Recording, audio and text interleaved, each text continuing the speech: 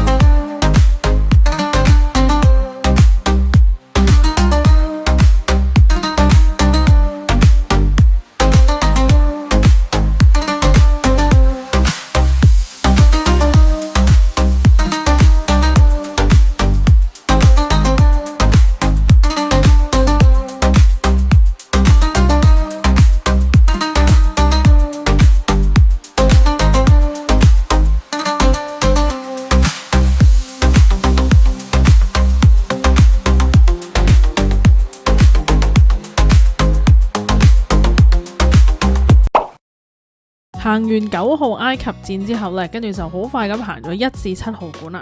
跟住之後出到嚟又遇到貓貓啦，心情非常愉快。我哋行8至10分鐘左右就會去到西九渡輪噶啦。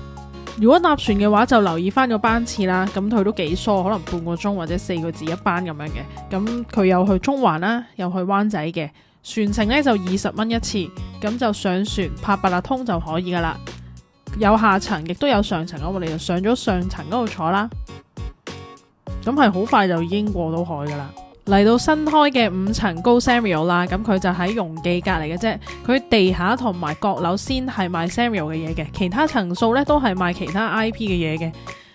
咁我哋當日嘅路線呢，就係搭咗 lift 上最高層，先慢慢用樓梯行落嚟，因為佢個 lift 嘅容量並唔高啊，可能5-6個人呢已經超載啦。5樓就係主要扭蛋區，而4樓啦呢度就係。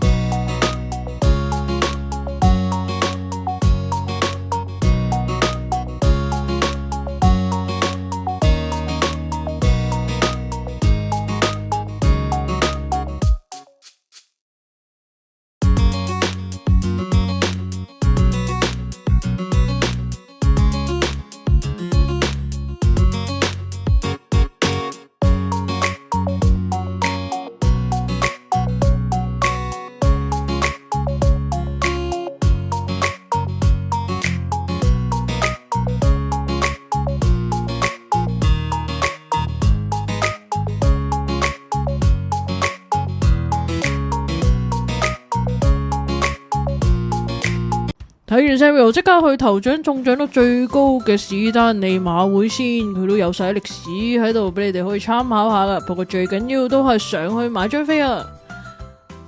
直至截稿為止，小編係冇中獎嘅，冇中任何獎嘅。其實中環都幾好行噶，接着我哋去中環街市。